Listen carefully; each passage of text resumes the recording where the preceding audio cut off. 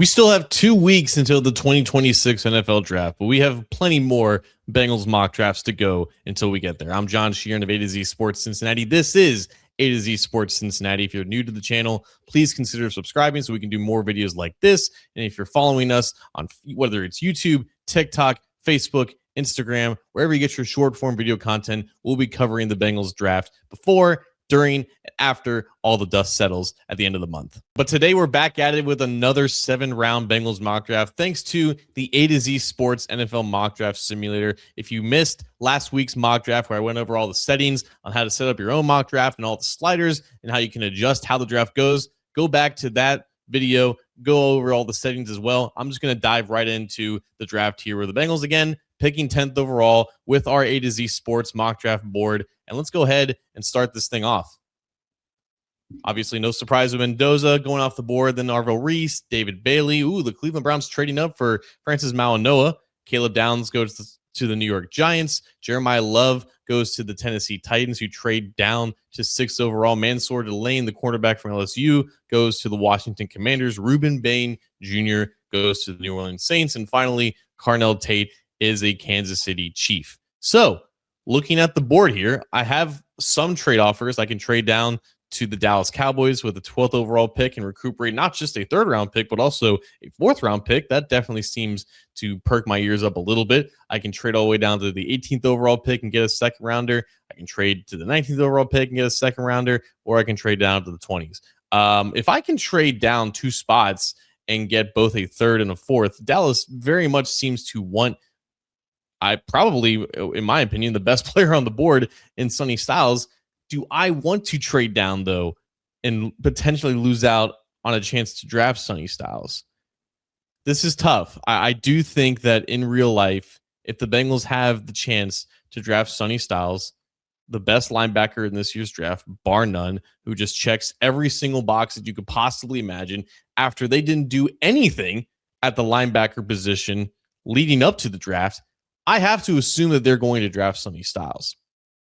And even if they do get a chance to trade back, this is a team that does not move very much in the draft. They don't move in the 1st round basically ever. The last time that they did that during the actual draft was in 2012 when they traded down from pick 21 to 27 and they passed on the chance to potentially draft David DeCastro. And then they ended up with a really good pick, though, with Kevin Zeiler. But that's the last time that the NFL draft was actually occurring, and they traded down in the 1st round. They traded down from pick 12 to 21 back in 2018 before the draft when they traded for Cordy Glenn from the Buffalo Bills, and they ended up taking Billy Price with the 21st pick. But in terms of just actual active 1st round draft trades, the Bengals normally do this. And I think Sonny Styles is one of those players that if he is available, I don't foresee the Bengals passing on. So as tempting as that offer is, and I think as we go through this mock, we're going to talk about how the Bengals could sure as hell use maybe 1 or 2 more picks within the top 100 or top 150 picks. And again, like, this is such a great opportunity to do that. But I do think that Sonny Styles is a player that they're just not going to risk passing on. And I'm just going to go ahead and take him. So sorry, Dallas. I know that you wanted to move up. Maybe you wanted to move up for Sonny Styles, but I'm just going to go ahead and pick him. And I know that's going to create some controversy in the comment section, even with the plethora of Bengals fans who are also Ohio State fans. But let me know down in the comments if you would have taken that trade, getting a 3rd and 4th round pick from the Dallas Cowboys, but potentially giving up the chance to draft Ohio State linebacker Sonny Styles. I feel good with it. Again, like, Styles is clearly a top 10, potentially top 5 player in this class. I have no qualms with him as a player, and obviously he fills a very stark, both short-term and long-term need for the Bengals and what they have on the roster right now. Caleb Banks goes just off the board right in front of us. I do wonder if he is actually going to be a target of the Bengals on day 2. Obviously, dealing with a foot injury that has been a problem of his for really the past year. I don't know if the current foot injury that he's dealing with is the same one that he was dealing with before this past season and why he missed so much time. But that's going to be really interesting to see where he falls. And obviously, if he stays healthy, it would be kind of annoying if the Chiefs ended up getting a dominant interior pass rusher. But let's see if we have any tempting trade offers here on day 2. The Atlanta Falcons want to move up from pick 48 to 41, and we'll give up a 4th round pick to do so. Kind of intrigued with that. The Chargers want to move up more, and they're offering a fourth round pick and a sixth round pick. To be honest, guys, like I'm not really interested in getting any more late day 3 picks. The Bengals have enough. They have 4, 2 in the 6th round, 2 in the 7th round. I feel like I'm probably good in that regard. But the Bears want to give up a 3rd round pick to move up from 57 to 41. That is a bit tempting. I am interested to see if I want to take this offer from Atlanta to see if I can move down to 48, because right now the best players on the board, I'm not all that interested in. I do like Emmanuel Pregnon, obviously a really productive pass protecting guard from one of the best college programs in the country. If I am interested in going offensive line, especially after the Bengals just waived backup center Matt Lee, and they basically have 2 backup offensive linemen on the roster that I think could actually make the 53-man roster, and one of them is Cody Ford. So I'm very much not comfortable with the Bengals' depth along the offensive line at really any position, and they don't really have a backup center right now aside from a guy named Jacob Bayer, which I don't think a lot of Bengals fans actually know who that is. He was signed to the practice squad last November after Matt Lee suffered an injury that had him on the injured reserve list for most of the year. Zion Young is also the best available edge defender, but I'm not that high on Zion. If he were to still be available with the 48th pick, if we were to potentially trade down, I would be more interested in him there. We picked Kristen Miller in our last mock draft, and I do think he could be someone the Bengals could be interested in, but I'm going to pass on him this time.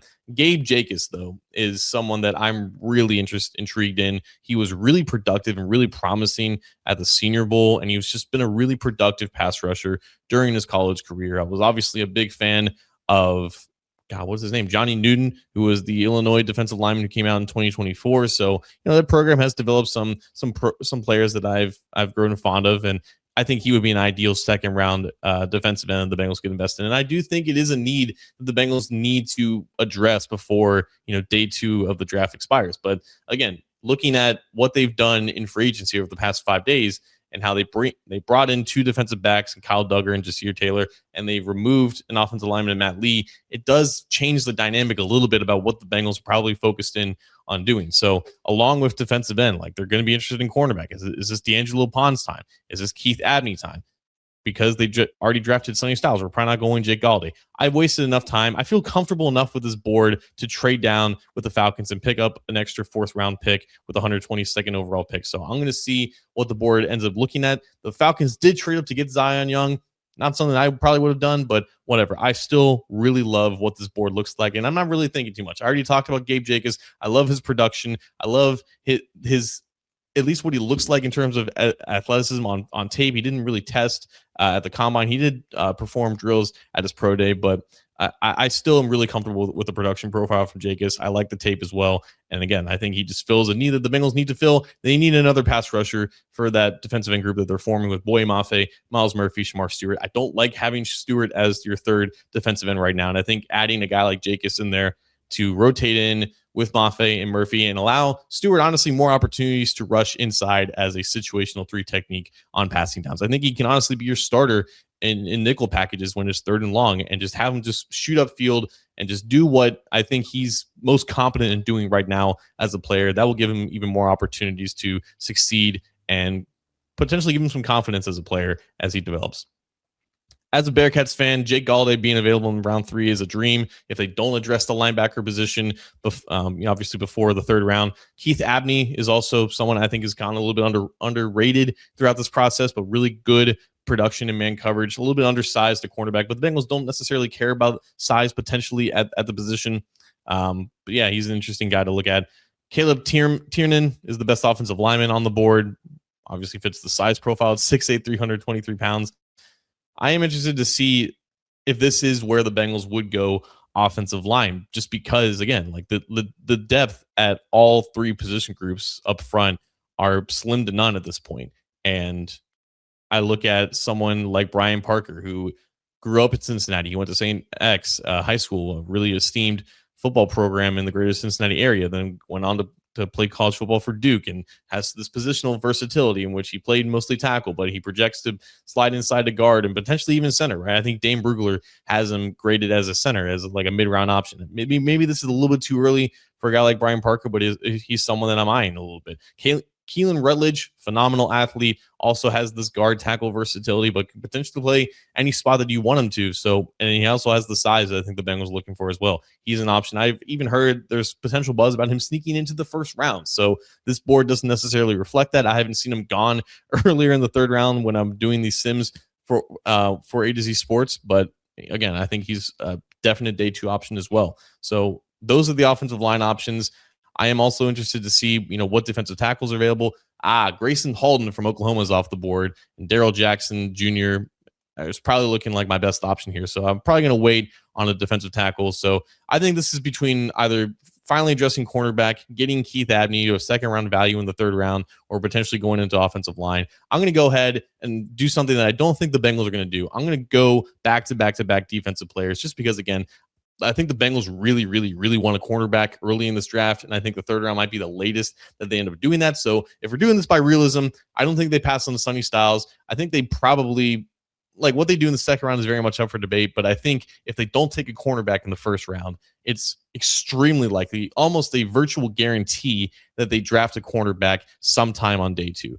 And maybe having an extra day two pick would definitely help with that if they were to trade down in the first round or trade way down in the second round to pick up an extra third. I believe that's what they did in 2018 when they drafted Jesse Bates. They traded down in the second round. They recuperated an extra third round pick with some sort of a pick swap situation, and they ended up drafting Sam Hubbard in the third round. They also drafted Malik Jefferson, but we won't really talk about that. So now we're in the fourth round. The Bengals have 2 fourth-round picks at their disposal. I am definitely thinking offensive line here. And look at this.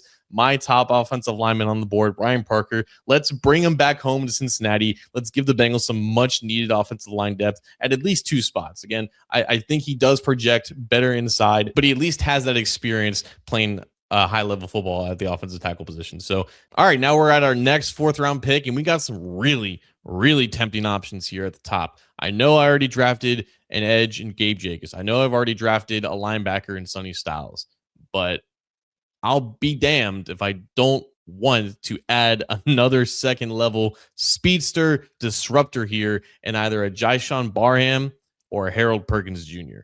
I have to imagine the Bengals love Harold Perkins Jr. because of the recruiting pedigree, who he was early on in his college career for LSU, obviously a program that they know very well. His career in LSU just didn't go the way that it was supposed to. He was supposed to be a dominant defensive end or outside linebacker, pass rusher, and he just never really gained the weight. He dealt with injuries and all that stuff. So he is still a very versatile piece, though. It's probably just going to be some sort of linebacker that can maybe like roam around and spy on quarterbacks and potentially blitz when given the chance. Barham is definitely just the safer player, in my opinion, just because like there's just less size concerns and there's still high-end athleticism here. There's still high-end tape. So that's definitely where I'm thinking at right now. I also want to look at some defensive tackles. The Bengals really, really love Landon Robinson, and I think there's some mixed reviews about where he's going to end up going in the draft, but I could definitely see him going in the fourth round. So I think this is between either a Landon Robinson or a Jyshawn Barham type of situation. The board is telling me that Barham is the better player, and I would agree, right? But if I'm drafting for the Bengals here, I think they would want to get some sort of interior presence, and that is definitely Landon Robinson. So I'm going to go ahead and take Landon Robinson, abandon the board a little bit. We're still focusing on needs because that's unfortunately the bed that the Bengals are making with themselves. And now that they don't have a pick until the sixth round, I am going to up the draft speed to fast so we can blaze on through there.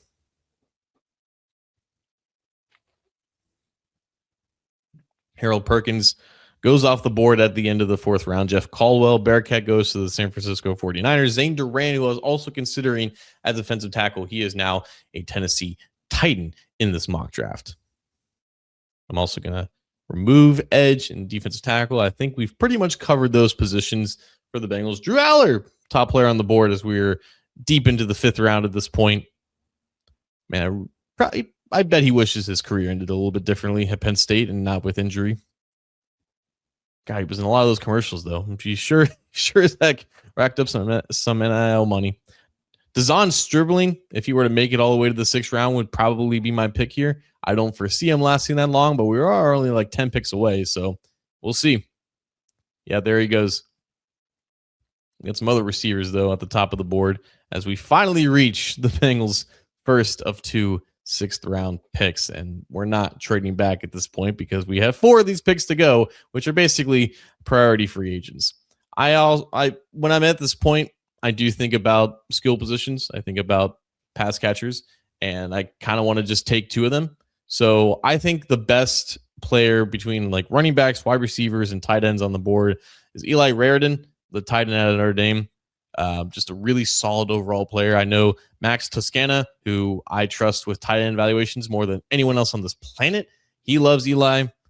I'm going to go ahead and take him. I think he's a value here late or early in the 6th round. And that leaves me with running back, wide receiver that I can potentially take. I'm looking at a couple running backs, and I'm probably interested in one that the Bengals are showing interest in, which is Jaden Ott out of Oklahoma, who unfortunately missed like a lot or all of the 2025 season, but really good size, really good athleticism, really promising tape the last time he did play. It's a 6th-round pick, right? The Bengals took a risk, so-called risk back in 2019 when they drafted Rodney Anderson, also a running back out of Oklahoma who dealt with a lot of injury concerns. And Anderson unfortunately ran into more injury concerns in his actual pro playing days.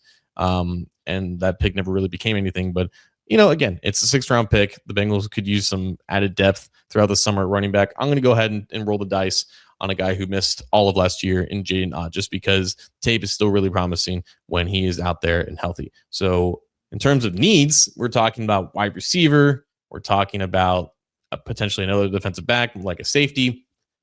But I'm not mad at this draft at all.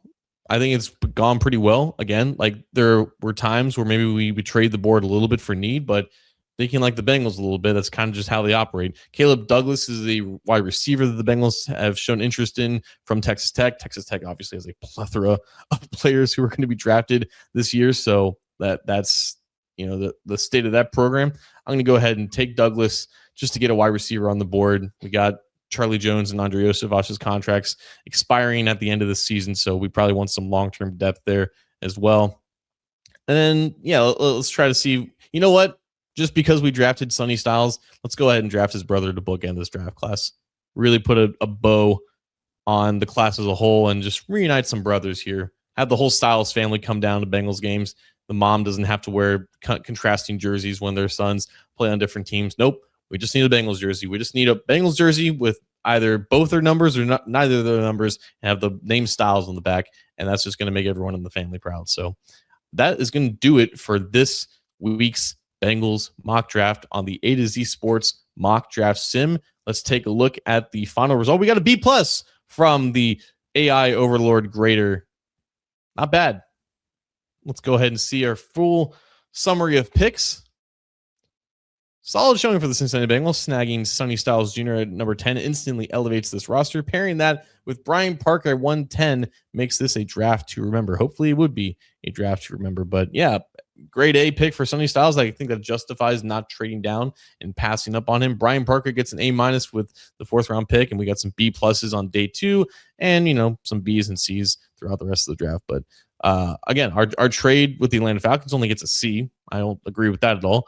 But because we did gain more draft value than we gave up, and we got another swing to make sure that we got both an offensive lineman and a defensive lineman in Landon Robinson. I would be very happy with this mock draft. But what do you think of this Bengals mock draft? Let me know down in the comments below. We'll see you next time.